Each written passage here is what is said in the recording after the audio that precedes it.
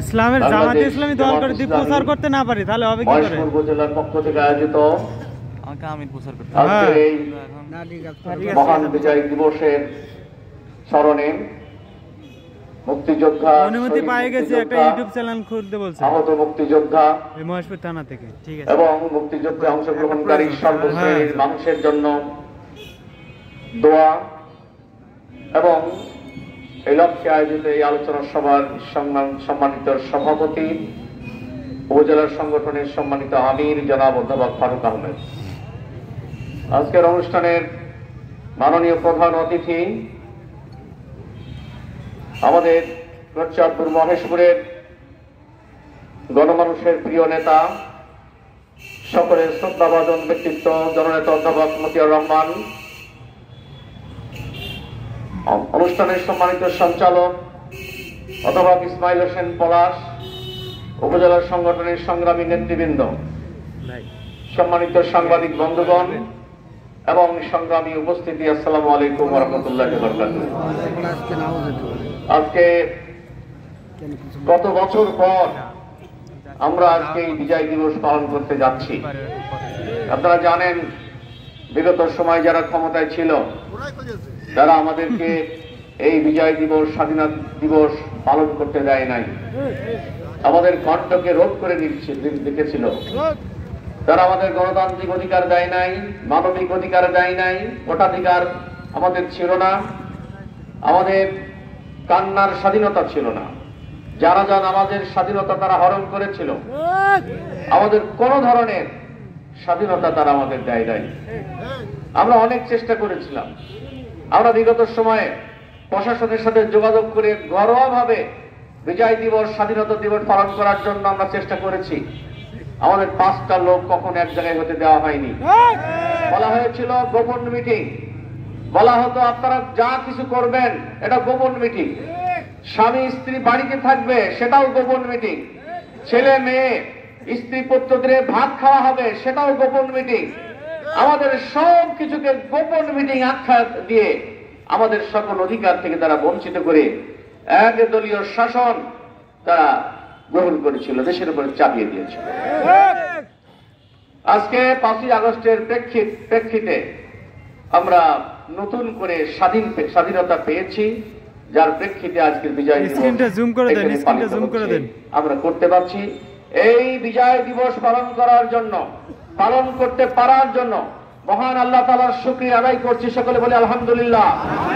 পাশাপাশি 5ই আগস্টে যারা জীবন দিয়ে, যারা সংগ্রাম করে, আত্মহুতি দিয়ে, সেই আবু সাইদ শহীদ, মীর মুগ্ধ থেকে শুরু করে যে সমস্ত হাজার হাজার ছেলেরা জীবন দিয়ে 5ই আগস্টে নতুন করে স্বাধীনতা এনে দিয়েছে, তাদের বিরচিত ভূমিকার জন্য এই শহীদদেরকে আমরা স্মরণ করছি। সংগ্রামী ভাইয়েরা আমার, আজকে আপনাদের সামনে অল্প সময় কিছু কথা বলবো, তারপরে আজকে প্রধান অতিথি মূল্যবান বক্তব্য রাখবেন। আপনারা জানেন 1947 সালে দেশ যখন আপনার ব্রিটিশের হাত থেকে মুক্তি পেয়ে যায়, আমরা তার আগে 1757 সালে পলাশির যুদ্ধের মাধ্যমে এদেশের স্বাধীনতা ধ্বংস করা হয়েছিল, বিদেশের হাতে তুলে দেওয়া হয়েছিল। মীর জাফর ইংরেজদের সাথে পিছন দরজা দিয়ে গোলামি চুক্তি করে নবাব সিরাজউদ্দৌলাকে পতন ঘটিয়ে দেশের শাসনভার গ্রহণ করেছিল। শাসনভার গ্রহণ করার পর যেহেতু ইংরেজদের কারণে সে ক্ষমতায় এসেছে, ইংরেজদের পুরস্কার হিসেবে যা কিছু দিয়েছিল, দেশের স্বাধীনতা ইংরেজদের হাতে তুলে দিয়েছিল।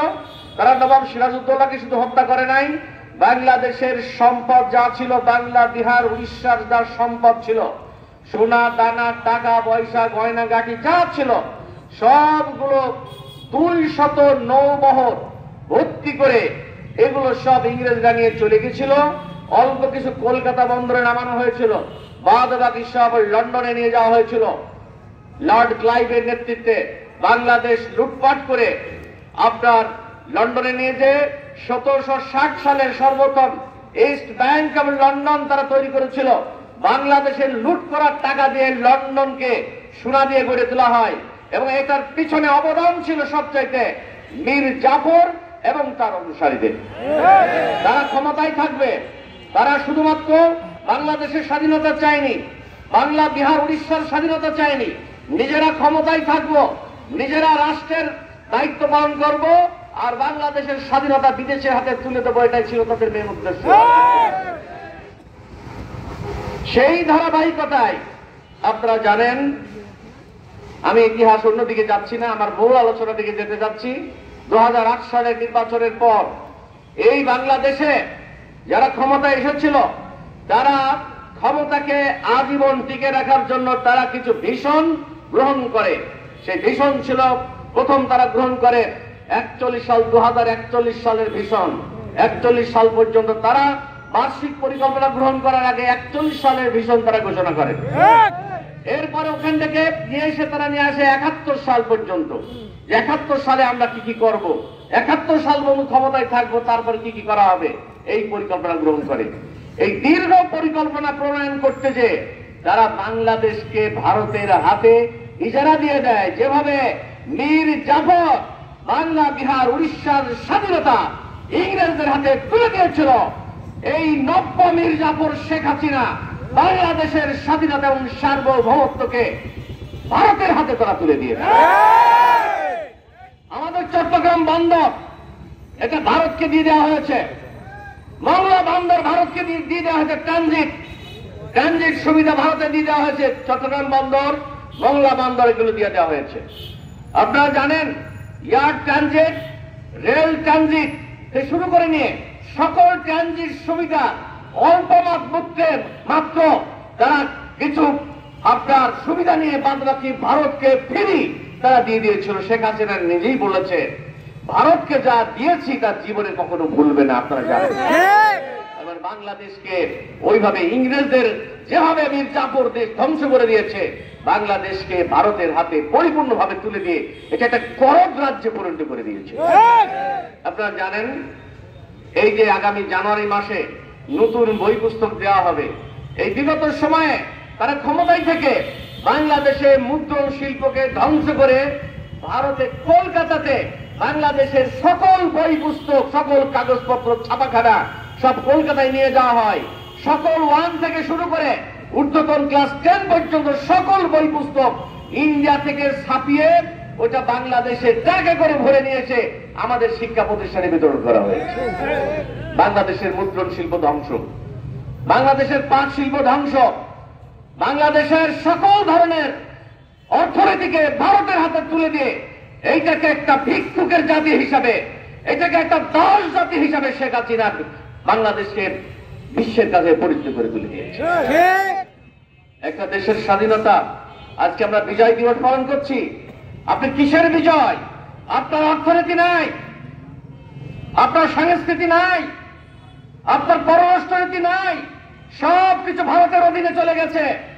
বাংলাদেশের অর্থনীতি সব শেষ, বাংলাদেশের সংস্কৃতি আজ ভারতের হাতে। আপনারা জানেন, আজ টেলিভিশন খোলেন, আপনার জি বাংলা থেকে শুরু করে নিয়ে সকল ধরনের যে সমস্ত সিনেমার চ্যানেলগুলো আজ সব ভারতের। ভারত সিনেমা শিল্প ভারতের, নাটক শিল্প ভারতের, সব তাদের হাতে তুলে দেওয়া হয়েছে। কিন্তু আশ্চর্যের কথা, বাংলাদেশের একটি চ্যানেল ভারতের কলকাতা থেকে শুরু করে দিল্লির কোথাও দেখানো হয় না, ভারতের সব চ্যানেল বাংলাদেশে দেখানো হয়। এভাবে একটা নত জানো পররাষ্ট্রনীতি, নত জানো অর্থনীতি, নত জানো সংস্কৃতি আমাদের তৈরি করে আমাদের শুধুমাত্র একটা ছোট জগন্নাথ হিসেবে বিশ্বের দরবারে তুলে ধরা হয়েছে। আমরা এইভাবে মাথা উঁচু করে একটা জাতি কখনো দাঁড়াতে পারে না। প্রিয় ভাইরা আমার, যার প্রেক্ষিতে আপনাদের কাছে আমার বক্তব্য হচ্ছে, আপনারা যারা এসেছেন, আমরা বিজয় দিবস পালন করছি। এই বিজয় দিবস তখনই সার্থক হবে যখন অর্থনৈতিকভাবে আমরা মাথা উঁচু করে দাঁড়াতে পারবো। আজ ভারত নির্ভর অর্থনীতি থাকবে না। বাংলাদেশের বর্তমান সরকারকে বলবো, আজ যে ঝাল, তেল, পেঁয়াজ, রসুন, আদা, মরিচ শুরু করে নিয়ে ভারতের কাছ থেকে নিয়ে এসে দেশ চালাতে হবে কেন? পৃথিবীর অন্যান্য রাষ্ট্রগুলো সব ভারত থেকে নিয়ে এসে চালাচ্ছে নাকি? তা কেউ চালাচ্ছে না। সুতরাং ভারত নির্ভর অর্থনীতি আমাদের কমাতে হবে। আমাদেরকে অন্যান্য রাষ্ট্রগুলোর সাথে সম্পর্ক উন্নয়ন করতে হবে। আজকে আপনারা চিন্তা করে দেখুন, ভারতের সম্পর্ক শুধুমাত্র একটা দলের সাথে, ভারতের সম্পর্ক শেখ হাসিনার সাথে, ভারতের সম্পর্ক এদেশের জনগণের সাথে নয়। যার কারণে আজ শেখ হাসিনা দেশে থাকতে পারে নাই, চুরি করে পালিয়ে চলে গেছে। কি কাজ করেছেন আপনি? কেন চলে গেলেন আপনি দেশে? আপনার মুখে সাহস থাকে, আপনি চট করে চলে আসুন বাংলাদেশে। আপনি আসুন সাহস থাকে। আমাদের নেতৃবৃন্দ বলে ফাঁসি দিয়ে হত্যা করেছেন, আপনি ভয় পাচ্ছেন কেন? চলে আসেন। আপনি ওখান থেকে বড় বড় কথা বলছেন, আপনার নামে নাকি মিথ্যা মামলা দেওয়া হয়েছে। চলে আসুন। মিথ্যা যদি হয় আমরা নিশ্চয়তা দিচ্ছি, আমরা মিথ্যা বিচার করবো না ইনশাল্লাহ। আপনি যেভাবে মিথ্যা বিচার করে আমাদের নেতাদেরকে আপনি ফাঁসিয়েছেন, মিথ্যা বিচার আমরা করব না। কিন্তু আপনি যে আয়নাঘর তৈরি করেছেন, আপনি যে গুম করেছেন, আপনি যে খুন করেছেন, অন্যায়ভাবে ফাঁসি দিয়েছেন, এটা তো দিবালোকের মতোই সত্য। সকলেই জানে, একটা শিশু যে লজেন্স খায়, লেবুন চুষ খায়, গালে হাত দিয়ে আঙুল কষে, সেও জানে যে আপনি কি অন্যায় করেছেন। সুতরাং আপনি চলে আসুন, দেশে আসুন। আমরা নিরপেক্ষ বিচারের নিশ্চয়তা দিচ্ছি, কোন অন্যায় হবে না। আমাদের এই ট্রাইব্যুনাল গুলো নিরপেক্ষ থাকবে, বিচার হবে। সেই বিচারে যদি আপনি খালাস পেয়ে যান, আপনি মুক্তি পেয়ে যাবেন, কোনো সমস্যা নাই। আপনি চলে আসুন। আর ভারত সরকারকে আমরা বলতে চাই যে আপনি কেন জায়গা দিয়েছেন? আপনারা পৃথিবীর কেউ জায়গা দিল না, আপনারা কেন জায়গা দিয়েছেন? আপনাদের সাথে কিসের সম্পর্ক? এদেশের জনগণের সাথে সম্পর্ক রাখুন। আপনাদের সাথে পররাষ্ট্রনীতির আমাদের সম্পর্ক থাকবে। একটা দেশের সাথে একটা দেশের সাথে কোন ব্যক্তি এবং দলের সম্পর্ক থাকতে পারে না। সুতরাং আসুন, আমরা পার্শ্ববর্তী রাষ্ট্রকে অনুরোধ করে রাখতে চাই, আপনারা একটা সরকারের সাথে সম্পর্ক রাখবেন, দলের সাথে নাই, ব্যক্তির সাথে নাই।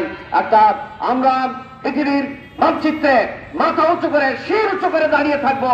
অর্থনৈতিকভাবে, সামাজিকভাবে, সাংস্কৃতিকভাবে আমরা এইভাবে যখন থাকতে পারবো, তখন আমাদের বিজয় দিবস সার্থক হবে, তখন আমাদের স্বাধীনতা সমুন্নত হবে। আর এইভাবে নতজানু ভাবে আমরা যদি চলতে থাকি, তাহলে শুধুমাত্র ভৌগোলিক মানচিত্র আমাদের থাকবে, কিন্তু আর বাদ বাকি নাটাইগুলো আপনাদের ভারতের হাতে থাকবে। এটার নাম স্বাধীন জাতি নয়, এটা কোনো বিজয় দিবস হতে পারে না। সেই জন্য আসুন, আমরা তখনই সার্থক হবে যখন আমরা মাথা উঁচু করে দাঁড়াতে পারবো। সেই লক্ষ্যে বাংলাদেশ জামাত ইসলামী চেষ্টা চালিয়ে যাচ্ছে। সেই চেষ্টা এবং সংগ্রামের পথে আমরা অতীতে যেভাবে জগদ্দল পাথরের মোকাবেলা করেছি, আগামী দিনে এই বাংলাদেশে গঠন করার জন্য এবং এই বাংলাদেশের স্বাধীনতা এবং সার্বভৌমত্বকে টিকে রাখার জন্য বুকের তাজা রক্ত ঢেলে দিয়ে ইনশাল্লাহ ময়দানে থাকবো, এই আশাবাদ ব্যক্ত করে সকলকে ধন্যবাদ জানিয়ে শেষ করছি। খোদা হাফেজ। আসসালামু আলাইকুম ওয়া রাহমাতুল্লাহি।